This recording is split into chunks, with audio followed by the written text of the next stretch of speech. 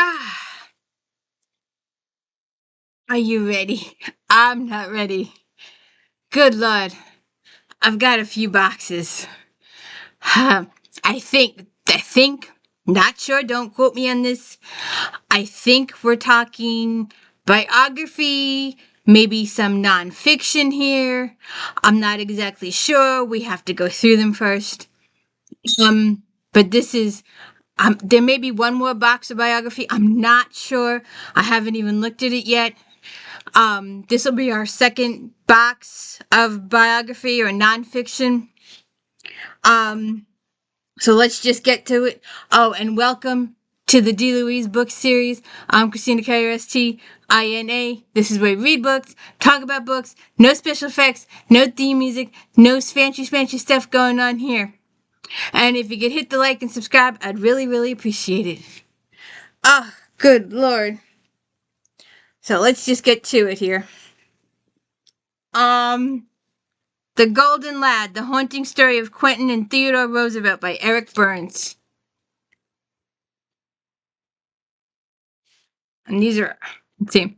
More than a century has passed and Theodore Roosevelt was in the White House, but he still continues to fascinate. Never has a more exuberant man been our nation's leader. He became a war hero, reformed NYPD, busted the largest railroad and oil trust, passed the Pure Food and Drug Act, created national parks and forests, won the Nobel Peace Prize, and built the Panama Canal. And have you been to Sagamore Hill? If you haven't been to Sagamore Hill, go. I'll stand by you. One woman's mission to heal the children of the world.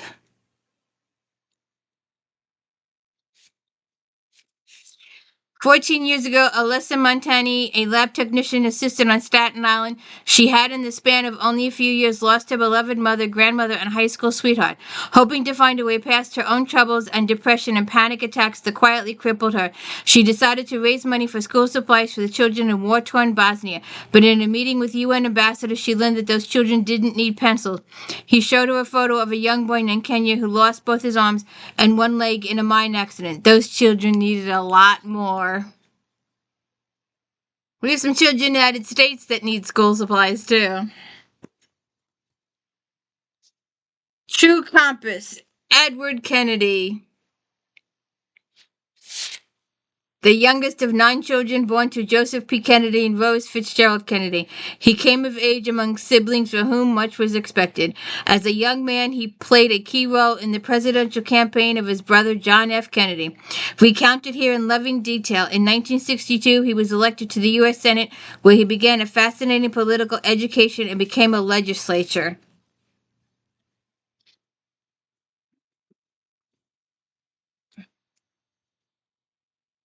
I have no idea. There's no jacket. Ronald Reagan, The Power of Conviction and Success of His Presidency. Peter J. Wallison. An icon of the 20th century, Ronald Reagan has earned a place in the most popular and successful U.S. presidents. In this compelling first-hand account of Reagan's presidency, Peter J. Wallison, former White House counsel to President Reagan, argues that Reagan took office with a fully developed public philosophy and strategy for governing that was unique among modern presidents.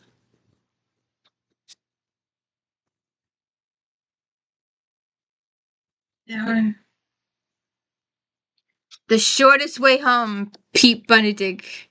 There's a lot of political in this box. Once described by the Washington Post as the most interesting mayor you've never heard of, Pete Buttigieg, the 37-year-old mayor of South Bend, Indiana, has now emerged as one of the nation's most visionary politicians. With soaring prose that celebrates resurgent American Midwest, Shortest Way Home narrates the heroic transformation of dying city into nothing less than a shining model of urban reinventionness. The Churchill Factor, How One Man Made History, Boris Johnson. On the 5th anniversary of Winston Churchill's death, Boris Johnson celebrates the singular brilliance of one of the most important leaders of the 20th century. Taking on myths and misconceptions along with the outsized reality, Johnson, with character, wit, and passion, deftly portrays how this eccentric genius, a man of contagious bravery, breathtaking eloquence, matchless strategizing, and deep humanity, shaped not only his world but our own as well.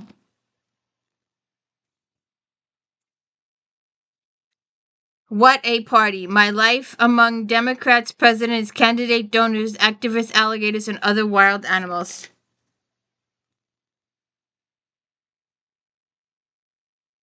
Alright? In real life, my journey to pixelated world, Joey Graffita. 23-year-old Joey Graffita has captured hearts of more than 4 million teens and young adults through his playful, sweet, and inspirational YouTube presence, not to mention his sparkling eyes and perfect hair. Okay. A bold, fresh piece of humanity. This was in the last box. That means we had 2 copies. Check it out. And this time it's personal. In the most intimate book yet, O'Reilly goes back in time to examine the people, places, and experience that launched him on his journey from working class kid to immensely influential TV personality.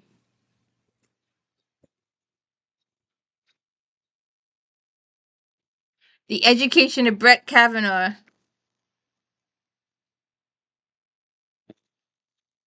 In 2018, the FBI was given 1 week to investigate the charge against Brett Kavanaugh before he was sworn into his lifetime position in the newest Associate Justice of the U.S. Supreme Court. After the confirmation process that was widely considered a low for the country, many questions remain unanswered, leaving millions of Americans troubled and unsatisfied. They should check it out now. Anyways, George J. Mitchell, The Negotiator, Reflections on American Life.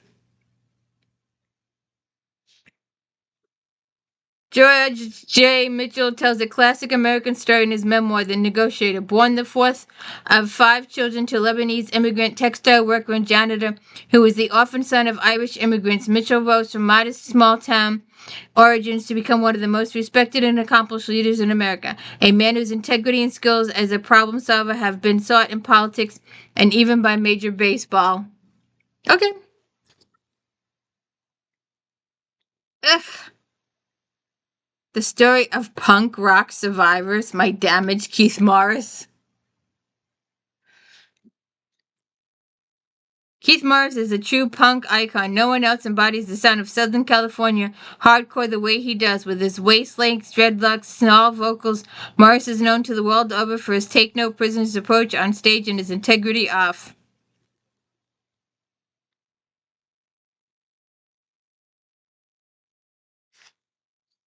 I don't know who he is. I think I should know, shouldn't I? Okay, Geraldo. Geraldo Rivera. During my half a century in public life, my image and reputation have more ups and downs than a cyclone roller coaster. Who's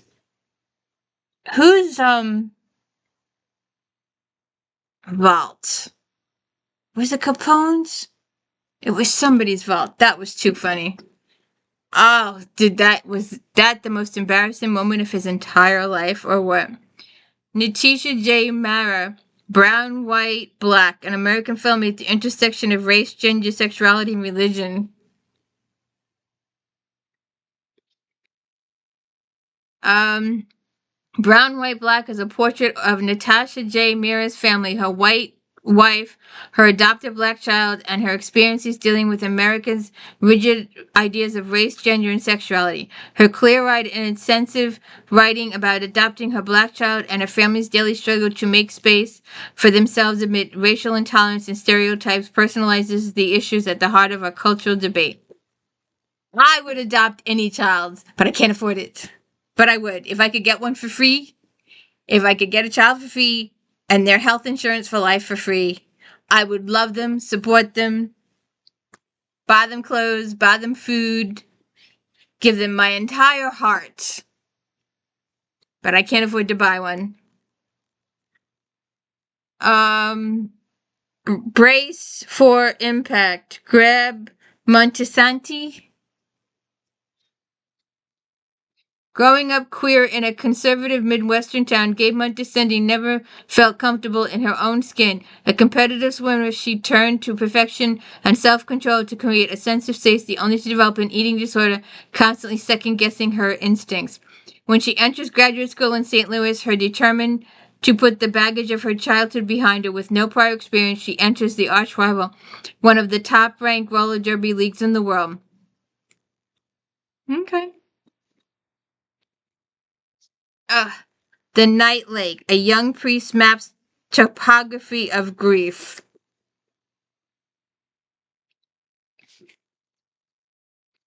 Liz Techner has taken her newborn son, 5 weeks old, to the doctor from a cabin on the shores of Lake Tahoe. She is sent home to her husband and 2-year-old daughter with the baby, who's pronounced fine by an urgent care physician. 6 hours later, the baby dies in their bed. Less than a year and a half before, Techner's mother jumped from a building and killed herself after a long struggle with alcoholism. Oh, that's depressing as all hell. Sue that doctor. Sue that doctor. Hi, the education of Bill Clinton.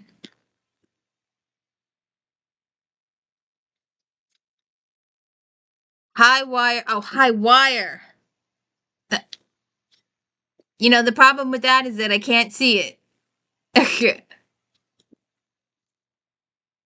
High Wire takes readers on a journey from a small-town southern state to the pinnacle of national power and introduces a cast of characters that is the most dramatic to hit the White House since Nancy Reagan consulted her astrologer. Okay, I still can't see it. The truth doesn't have a side. My alarming discovery about the danger of contact sports. Dr. Bennett OMALU.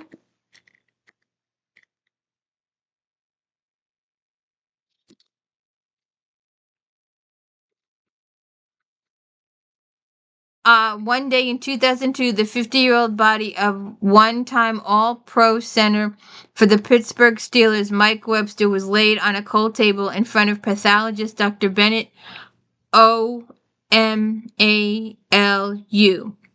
Webster had experienced depression, confusion, and violent mood swings near the end of life, but when Dr. O'Malley first cut into Webster's brain, it appeared to be normal. Then he began studying slides of Webster's brain tissue, and the world of contact sports would never be the same. Interesting. A story lately told, coming of age in Ireland, London, and New York. Angelica Houston. That was when she was young. I remember her as older. Living with her glamorous and artistic mother, educated by tutors and nuns, intrepid on horse, Houston was raised on Irish estates to which, between movies, her father brought her array of extraordinary friends, from Carson McCullers and John Steinbeck to Peter O'Toole and Marlon Brando. Every morning, Angelica and her brother visited her father while he took his breakfast in bed. What news? I've seen him the night before, Angelica recalls. That wasn't much to report, so she began to become a storyteller. Let's see. Earnhardt Nation. The full throttle saga of NASCAR's first family. I ain't gonna tell you when I see this book, what it makes me think of. But if you see it, let me know. Actually, don't. Don't keep it to yourself. American dreams of driving fast, of flying low and loud, and a long stretch of interstate until the wall blurs and fades into the rearview mirror. While few people ever reach speeds of 200 miles an hour, some families make a business out of it, and none has done that more breathtakingly than the Earnhardts. The racing family. The Krypton Files, the untold story of Dudley Buck, Cold War computer scientist and microchip pioneer.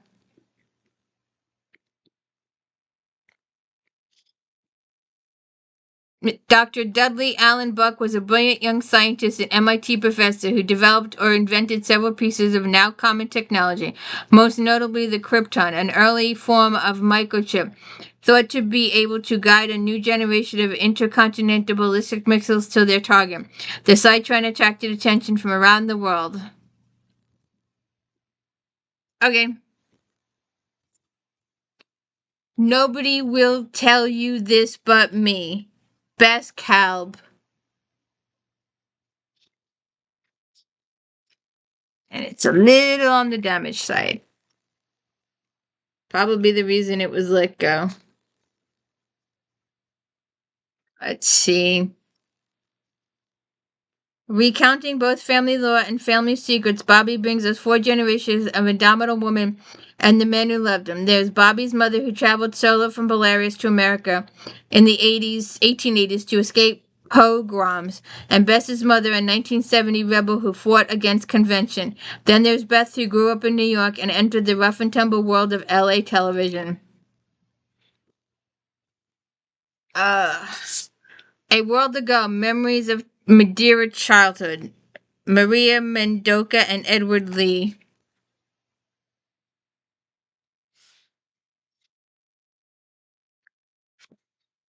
There you go. There's no her recalling her life and changing seasons in the 1970s rural Madeira.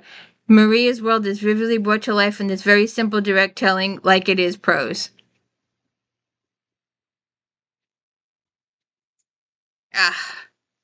Learning America, one woman's fight for educational justice for refugee children. LUMA MUFLEH? I have no idea. It's a wrong turn that changed everything when LUMA MUFLEH.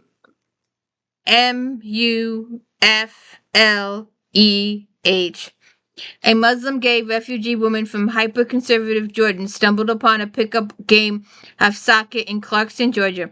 Something compelled her to join. The players, 11 and 12-year-olds from Liberia, Afghanistan, and Sudan, soon welcomed her as coach of their ragtag group, but fiercely competitive group. Drawn into their lives, Mahfafa learned that few of her players or local public school students could read a single word. So she's going to teach them how to write and read. Soul Serenade, Rhythm and Blues Coming of Age through Vinyl.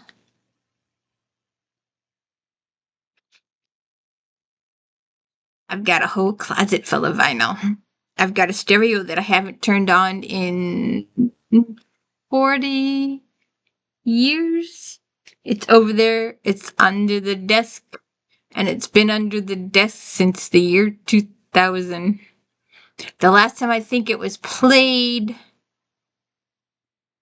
the 90s? I'm not sure. I have pictures. Steeped in the sounds, the smells, the salty language of rural Arkansas in the 1980s, Soul Serenade is the memoir of a pop music critic whose love for soul music was fostered by his father, Raymond. Drafted into Vietnam War as a teenager, Raymond returned a changed man, dead on the inside. After his parents' volatile marriage ended in divorce, Rashad was haunted by the memory of his itinerant father and his mama's long-forgotten sunshine smile. Okay. George Benson, the autobiography. I have no idea. When I think of Benson, I think of was it Robert Gourmet, whatever his name was, did the Benson TV show. Over the span of illustrious 5 decades, George Benson has sold millions of records, performed for hundreds of millions of fans, and cut some of the most beloved jazz and soul tunes in American history. But the guitarist, vocalist is much more than this masquerade on Broadway. Turn your love around and give me the night. Benson is a flat-out inspiration, a multi-talented artist who survived an impoverished childhood and molded himself into the first true and truly successful jazz-soul crossover. Sounds good. Let's see. Who's he with?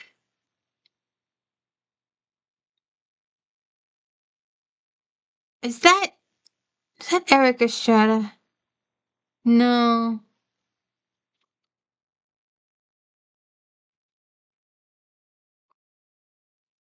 I don't think I recognize any of these peeps.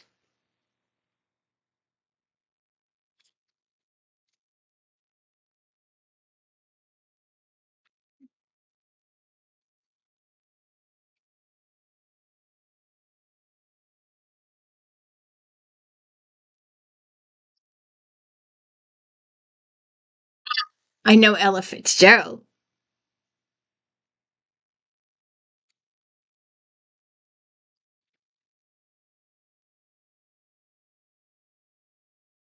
B.B. King. I know B.B. King too.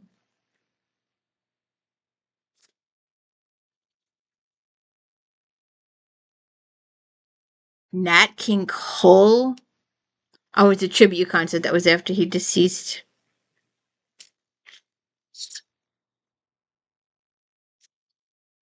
And the final book,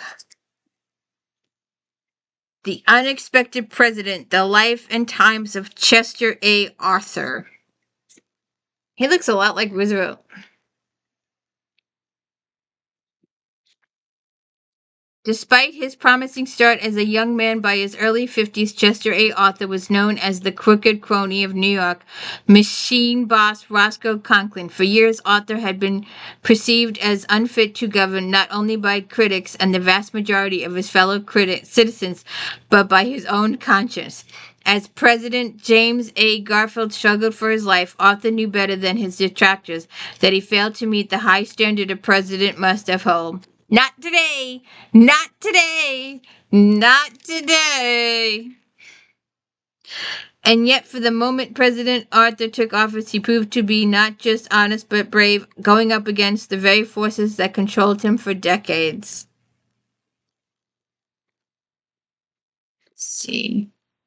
Reverend William Arthur, Elder Arthur, known for his ringing sermons and his crippled leg.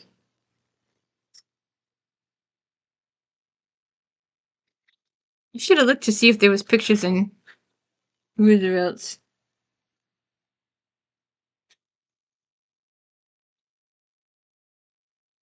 James A. Garfield and Chester A. Arthur.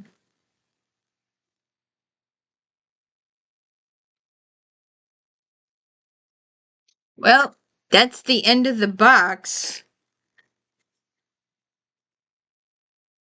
What'd you think? Some of these were interesting. Biography box 2. If you could please hit the like and subscribe, I'd appreciate it. And I hope you have a really good day. Have a good one. Don't forget Star Trek, Flashback Mondays. And If Then Fridays. Have a good one.